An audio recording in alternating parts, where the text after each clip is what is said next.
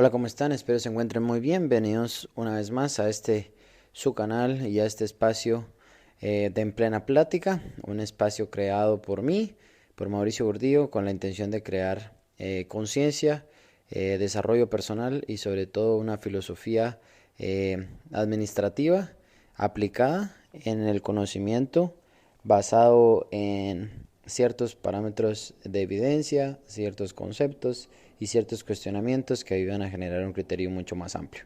Como saben, en esta temporada, este es el último episodio, es la temporada 2 acerca de la pirámide de la plenitud. Están los 5 pilares de la plenitud, que es la parte espiritual, la parte de la familia, la parte de las relaciones, la parte de la riqueza y la parte del propósito. Si has llegado hasta acá o es tu primera vez escuchándome y no has escuchado los episodios anteriores, te invito a que los escuches para que tengas un concepto más amplio.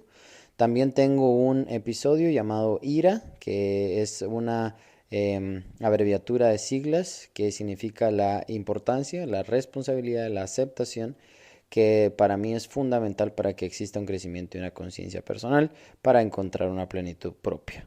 Basado en esto es como vamos construyendo la plenitud, la pirámide de la plenitud. Es una teoría propuesta por mí con la intención de responsabilizar al ser humano individual sobre el entorno y sobre la vida que tiene. Asimismo, la parte de qué es importante en la vida y por qué hacemos lo que hacemos.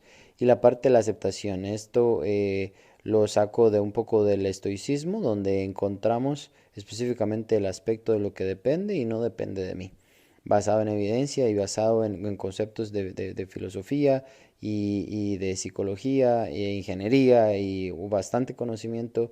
Intento poner todo en perspectiva desde una manera bien clara, concisa, metodológica, para que la gente pueda entenderlo.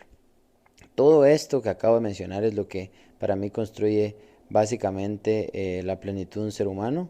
¿Por qué es tan importante la plenitud para mí?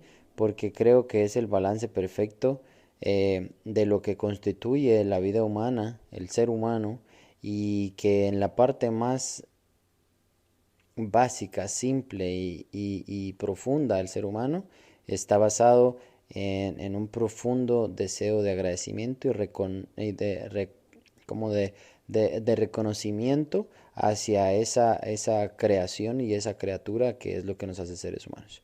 Y hoy, como parte, pues,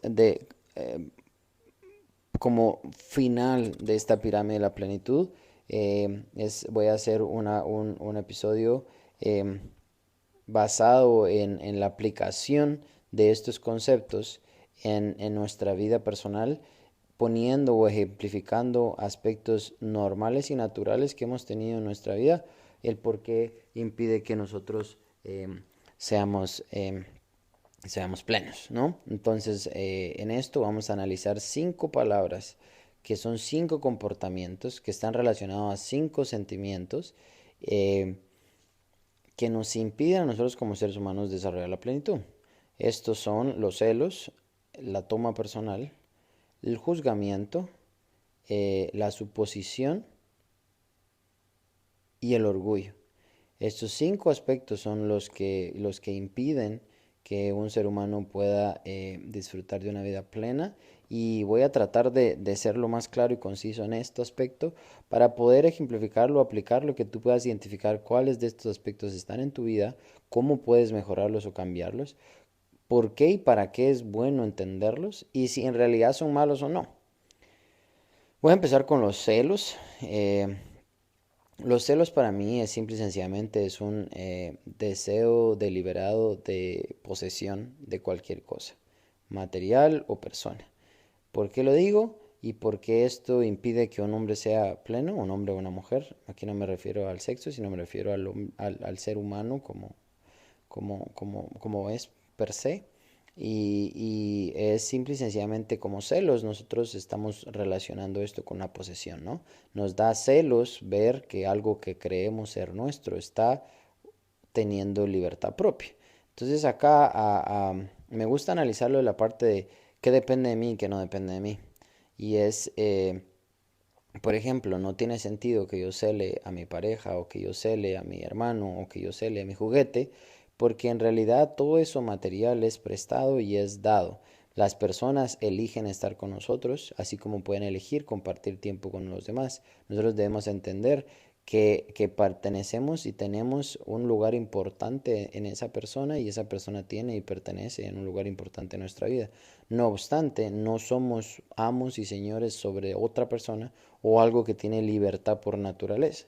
¿Cómo podemos identificar que es libre por naturaleza? Aquello que puede tomar decisiones propias. Y lo que depende de nosotros única y exclusivamente es nuestra virtud, nuestra voluntad, nuestro pensamiento. Es lo único que podemos controlar, que está dentro de nuestro control. Todo lo que existe afuera no está en nuestro control y podemos analizarlo desde la parte fisiológica que tenemos. Nuestro cuerpo funciona sin que nosotros tengamos completo control sobre esto. No tenerlo 100% implica que esto no nos pertenece plenamente. Esto en un sentido muy filosófico y en un sentido muy profundo, espero que puedas ver la analogía que estoy tratando de transmitir. Pero los celos en realidad son una señal únicamente de sentir que algo que es nuestro se está yendo. Ahora, ¿los celos son buenos o son malos? ¿Existen celos buenos o celos malos? En realidad las emociones no podemos categorizarlas entre bueno y malo. Todo debe ser subjetivo en función del punto de referencia que estamos viéndolo. Obviamente, no por eso vamos a permitir, en caso estamos en una relación, que mi pareja se está acostando físicamente con otra persona. Obviamente uno dirá, hoy siento celos y rabia y enojo, etcétera. Bueno, en esto, ¿qué pasa? Obviamente no vamos a negar nuestras emociones, no vamos a hacer como que no nos duele o no nos importa. Simple y sencillamente es identificar que esos celos nos están diciendo algo y que nosotros los escuchamos, pero no por eso nosotros tomamos decisiones desde esa emoción. Simple y sencillamente es una impresión que estamos teniendo y racionalmente nosotros elegimos, ok, prefiero ya no seguir en esto porque no es un acuerdo que yo decidí hacer o no fue un acuerdo que se hizo inicialmente. Así que así es como nosotros básicamente podemos ver los celos. Pero ahora el celo puede también ser utilizado en un juguete que tengo. No lo quiero prestar. Me da celos que alguien tenga algo que yo no tengo o me da celos que alguien esté usando algo que yo creo es mío y lo está usando. Ahora, ¿cómo controlamos nosotros esas emociones? Como los celos no pueden ser categorizados buenos o malos, simple y sencillamente es una impresión que nosotros tenemos de las cosas. Debemos tomarlas así sin ni siquiera identificarlas o categorizarlas entre bueno y malo, porque si la tenemos como seres humanos y todo lo que existe en nosotros es natural, porque es natural es bueno, lo único es que en exceso no es bueno. Los celos nos pueden dar a nosotros cierto clue de que algo nos importa o que algo que nosotros estamos disfrutando. Pero más allá de esto, nosotros no podemos accionar desde los celos. Y entonces acá podemos concluir que los celos están para sentirse, pero no para expresarse ni para eh, materializarse. ¿Por qué? Porque los celos están basados desde el ego y el ego está basado en una suposición que nosotros dominamos o que es desde un deseo o desde una posesión, cosa que no es verdad. Quitárselo, nosotros entonces entendemos que las cosas tienen libertad propia, que aceptamos lo que la libertad propia le permite y que nosotros nos responsabilizamos de lo que nosotros podemos hacer o no. Si algo no estoy de acuerdo, se habla, se expresa, y si en realidad es un acuerdo al cual yo no estoy de acuerdo en tenerlo, renuncio y cancelo el acuerdo. Entonces, en una relación, basado en el mismo ejemplo, si se habla, se platica, que hay cierto acuerdo que yo no estoy o no quiero ser partícipe, y entonces por ende, cuando mi pareja esté físicamente acostada con otra, obviamente no es algo que yo voy a querer aceptar. Entonces entiendo que no depende de mí, entiendo que esa persona tiene libertad propia, analizo y me responsabilizo por la parte que me toca, desde quizás pude haber hablado o hay muchísima tela de ahí donde realmente poder analizar, pero siempre la autoevaluación es la única y la más importante y desde ahí nosotros decidimos qué queremos hacer. Pero ¿por qué es importante que nuestras emociones no dominen esto? Es porque nosotros actuamos desde la ignorancia, actuamos desde un impulso, desde una impresión, y entonces nosotros no pensamos con claridad, hacemos cosas que no deberíamos hacer, y al final lo que promuevo es el control humano, no la negación emocional, sino simple el entendimiento de lo que siento, desde dónde lo siento y si eso tiene lugar o no. Eso me permite disfrutar muy plenamente de todas mis emociones, de todos mis sentimientos, y me evita sentir ese regret en inglés, es esa como, como reproche de lo que pueda yo llegar a ser. El juzgamiento. El juzgamiento es el otro aspecto que podemos catalogarlo como bueno o malo, que juzgar es malo y no juzgar es bueno. En realidad el juzgamiento lo hacemos naturalmente. A cualquier cosa, lugar o persona al que nosotros nos acerquemos, vamos a emitir una opinión, vamos a juzgarlo en función de la información que nosotros tenemos. Ahora, de nuevo, no estamos negando la idea de sentir o de pensar algo o una impresión o una opinión acerca de lo que está sucediendo. Simple y sencillamente estamos no dejando que esa impresión determine cómo yo me relaciono con eso, con esa persona o con ese lugar. Porque entonces, al predisponerme, me evita a mí que yo pueda disfrutar de lo que es libre por naturaleza. Sé que alguna vez te ha pasado que pudiste haber visto una persona, la juzgaste, decir, uy, esta persona no me va a caer bien o no me cae bien, o yo ese tipo de gente no es la que me gusta, y tú ya hiciste una conclusión acerca de esa persona sin siquiera acercarte. Ahora, ¿cuál es la diferencia? Solo sentir y darte cuenta que por tus razones propias que tendrás, decidiste que esta persona no fuese o no es de tu agrado inicialmente, pero da la oportunidad a conocer. Ya basado en evidencia, en prueba y en conocimiento, te das cuenta que efectivamente no es lo que te gusta, entonces ya decides, pero ya es una cuestión racional, ya es un momento en donde tú analizaste, pusiste en perspectiva, te responsabilizaste por la emoción que tienes, definiste si esto es importante o no, y encima aceptas que hay ciertas cosas que no puedes controlar. En mi libro escribo acerca de las 4 opciones de la vida, y una de las 4 opciones de la vida estoy proponiendo que una de esas es que no necesariamente todo con lo que te relaciones tú le vas a gustar y eso te va a gustar. Entonces está bien o es natural o normal que eventualmente hay ciertas cosas, personas o situaciones en donde tú no estás relacionándote correctamente y no es algo con la que tú quieras relacionarte tampoco. O esa persona o esa cosa o ese lugar tampoco se quiera relacionar contigo. Entonces desde ahí tú emites una red. Pero ya vamos evaluando dos aspectos en donde no negamos la emoción, no negamos la impresión. Simple y sencillamente la entendemos, la valoramos y decidimos racionalmente cómo es que nosotros queremos actuar. Viene el tercer aspecto y es la parte de la toma personal. ¿Qué es la toma personal? La toma personal es básicamente son nuestros reflejos, miedos, inseguridades, opiniones, pensamientos que tengamos acerca de nosotros mismos. ¿Cómo funciona esto? Pues básicamente, cuando tú tienes una opinión personal de algo que tú completamente no has aceptado, cada vez que exista una impresión que se parezca a un pensamiento que tú ya tuviste, vas a tomártelo personal. Ejemplo, yo pienso que yo no soy tan agradable. Entonces, cuando yo me relaciono con algo y veo que cuando yo digo algo a alguna persona hace una cara, un gesto de desdén o desagrado, me lo tomo personal. Porque digo que yo no le agrado a esta persona.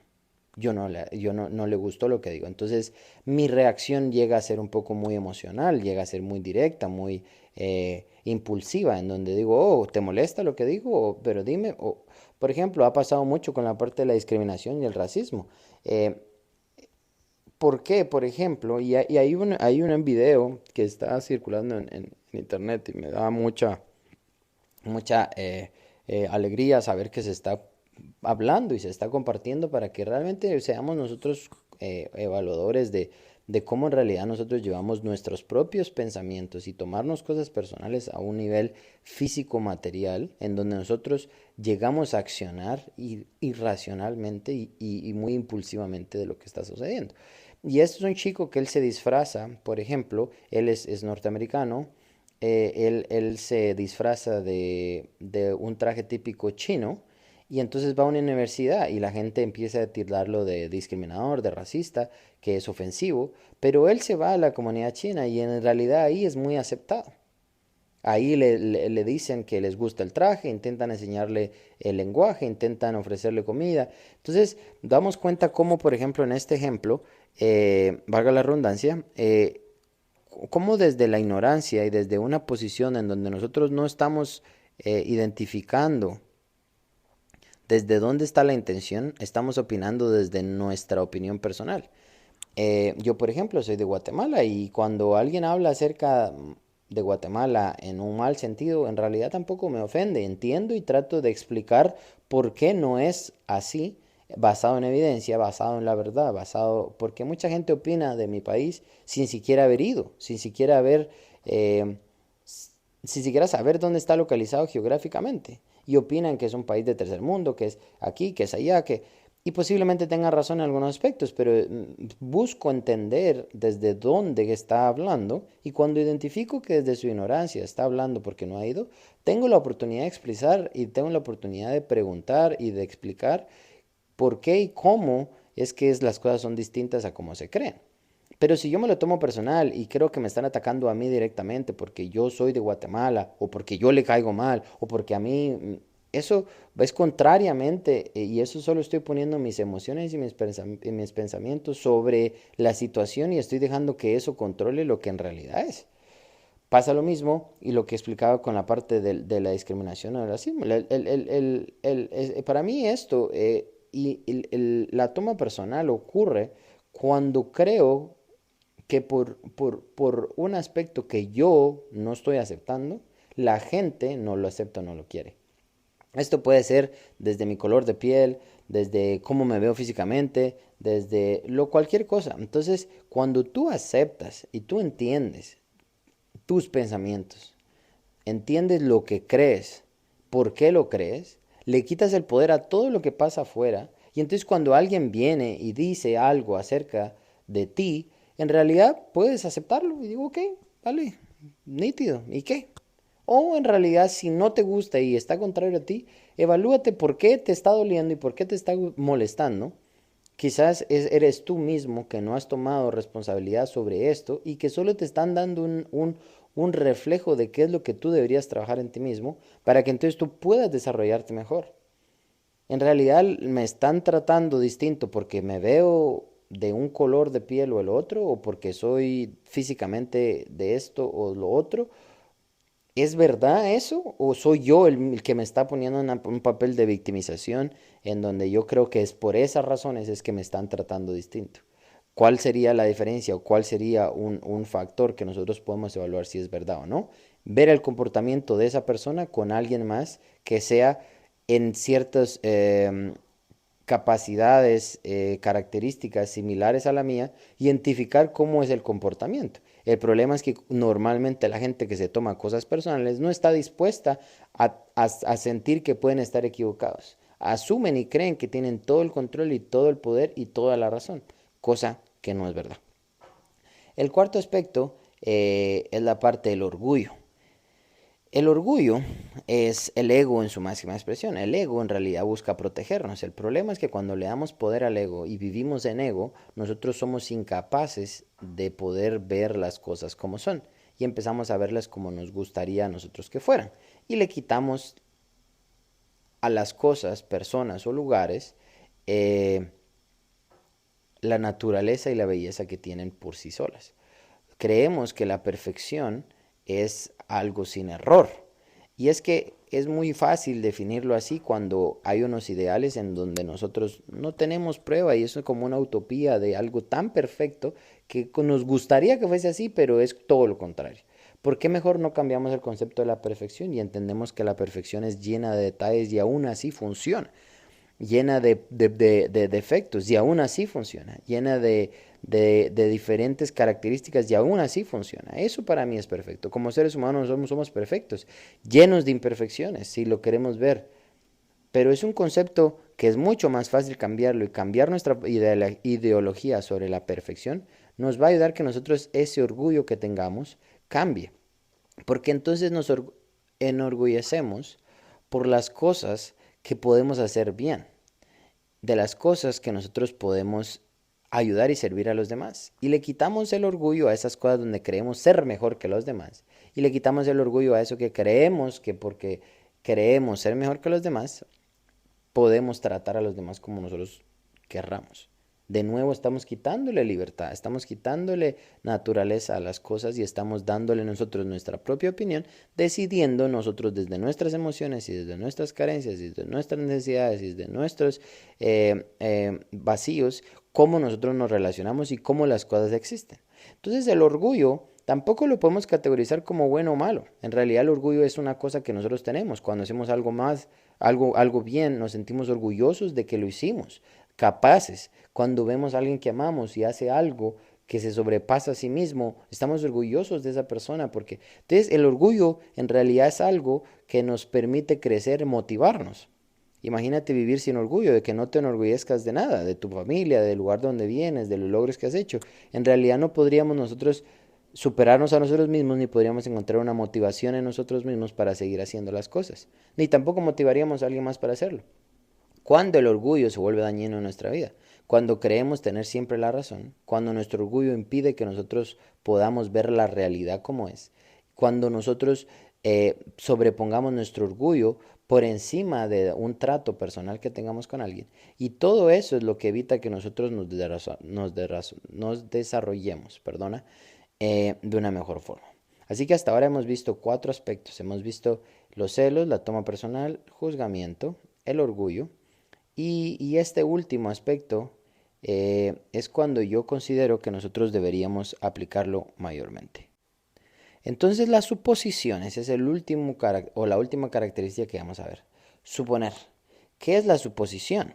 Si lo analizamos directamente y bien profundamente, la suposición simple y sencillamente está basada en pensamientos del pasado, basado en observación, experiencias o experiencias de otros, y estamos queriendo construir un futuro que no existe.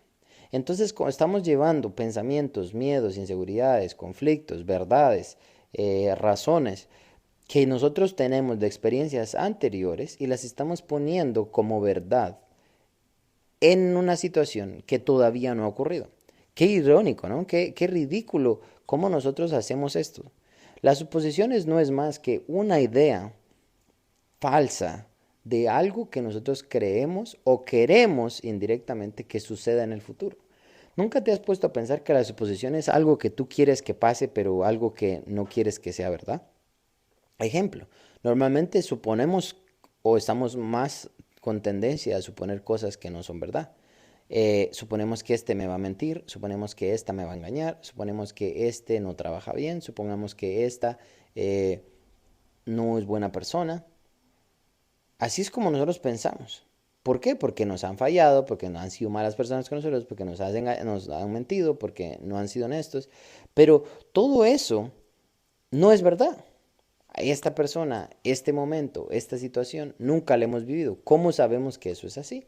El problema de las suposiciones es que las hacemos tan verdad que actuamos desde ahí.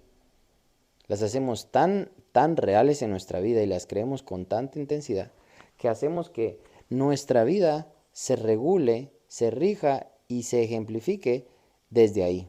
Y entonces cuando eso se hace real, nosotros hacemos, lo sabía. Tenemos cosas que no queremos tener razón en algo, pero buscamos a toda costa tener la razón. Y esto es como un laberinto y un conjunto de palabras que se llegan a tornar un poco confusas. Pero es que en realidad las suposiciones son eso.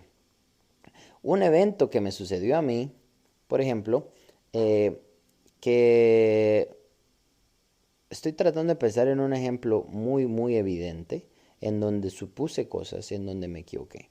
Por ejemplo, cuando me vine a vivir a Miami, yo suponía que Miami era gente falsa, gente rica, gente superficial, gente que solo vivía holgazaneando.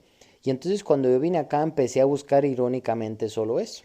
Pero cuando me di cuenta que yo estaba viviendo una suposición, que yo no quería vivir ahí, que no era lo que yo me gustaba hacer, que no era donde yo quería vivir, pero era solo lo único que estaba viendo, era lo único en lo que me podía enfocar.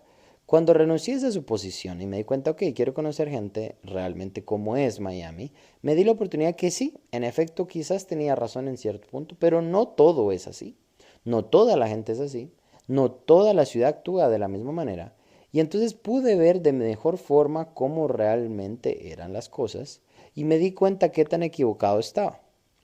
Otra circunstancia también puede ser cuando a mí me gusta, por ejemplo, observar mucho a las personas porque aprendo mucho un comportamiento eh, físico sin lenguaje. Y me gusta porque cada persona actúa desde sus principios, valores, cultura, ideologías, creencias que tiene. Y entonces yo a veces llego con tanta práctica que he tenido a lo largo del tiempo, logro identificar y es muy raro que después de hablar con ciertas personas o de tener contacto o de verlas por un tiempo prolongado, me equivoque cómo en realidad piensan. Pero siempre le doy la opción a que yo pueda estar equivocado. Siempre pongo en perspectiva que yo puedo no tener la razón. Esto es un hobby y una opinión personal que a mí me gusta hacer, ¿no? Me gusta ir a comer solo y observar a personas que me veo cómo realmente nosotros como seres humanos estamos tan interrelacionados que nos permite a nosotros crecer, desarrollarnos y todos somos desconocidos hasta un día o hasta un momento antes de conocernos. Así que eso es lo magnífico para mí del ser humano. Pero supongo muchas cosas, hago demasiadas suposiciones, pero con práctica logré desarrollar que esas suposiciones no definen cómo trato a esa persona ni no definen cómo me relaciono con esa persona. Simple y sencillamente entendí e identifiqué que son patrones, comportamientos que me indican más o menos cómo la gente es, pero no me dice exactamente cómo la gente es. Y entonces me da muchísima más curiosidad. Bien lo decía Einstein, que la ciencia está basada en la curiosidad y la felicidad en la curiosidad. Y es justamente eso, es ser curioso de cómo somos y es tan magnífico cómo venimos de diferentes lugares, diferentes hogares, vivimos en la misma ciudad quizás, pero con opiniones personales, de desarrollos, puntos de vista, todo completamente desigual. Y eso es lo que hace que esto sea tan bonito vivir y tan bonito y curioso de conocer. Pero basado en todo esto, te digo, el problema de las suposiciones es que conozco mucha gente que usa sus suposiciones para definir cómo es la otra persona. Y entonces de nuevo vemos que es resiliente y es continuo la quita de naturaleza y la quita de libertad a las cosas, personas o lugares en función a nuestros propios pensamientos.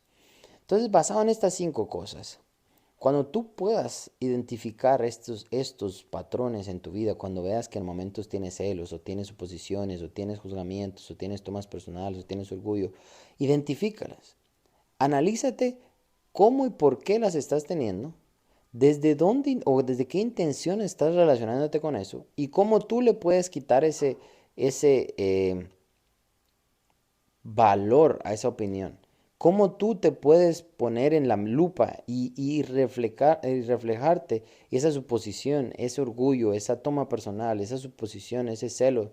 Cómo te lo tiras para ti y lo ves para que tú analices y digas, ¿es verdad o es mentira? Es desde un miedo o desde un amor me estoy relacionando con las cosas. Y te aseguro que así tú vas a poder desarrollar mejor relaciones, mejor espiritualidad, mejor propósito, mejor familia, mejor riqueza, porque te estás relacionando de las cosas de diferente manera. Recuerda que somos seres humanos, eso significa somos seres que existimos, somos un ser que siente, que yo no busco con todo esto de la plenitud y el control y la identificación y la importancia y la aceptación y la responsabilidad, con todo eso no busco negar nada de lo que somos como seres humanos. Simple y sencillamente es entendernos, vernos en reflejo, darnos cuenta que yo soy mi mayor solución y mi mayor problema. Basado en eso, yo soy el que determine cómo vivo mi vida. Si no depende de nada externo, todo lo demás es prestado. Somos administradores de recursos físicos, emocionales, mentales. Hagámoslo bien y hagámoslo desde una perspectiva distinta. Siempre lo he dicho y también está escrito en mi libro. Identifica tus intenciones y elige tus percepciones. Así que espero que este podcast te pueda servir. Me alargué un poquito, pero es que de verdad quería dejar claro todo. Y esto culmina cómo nosotros estas cinco actitudes nosotros podemos aplicarlas en nuestra vida para construir esos cinco pilares de lo que es importante en nuestra vida, de lo que nosotros o lo que está en dependencia de nosotros y lo que no está en dependencia de nosotros, y cómo aceptamos y renunciamos a aquello a lo que creemos aferrarnos, pero que en realidad no nos pertenece. Basado en todo esto, es como podemos construir una plenitud, es como podemos descubrir nuestra parte de desarrollo y cómo nosotros podemos crecer como seres humanos. Aplícalo en tu vida y te aseguro que tu vida va a cambiar.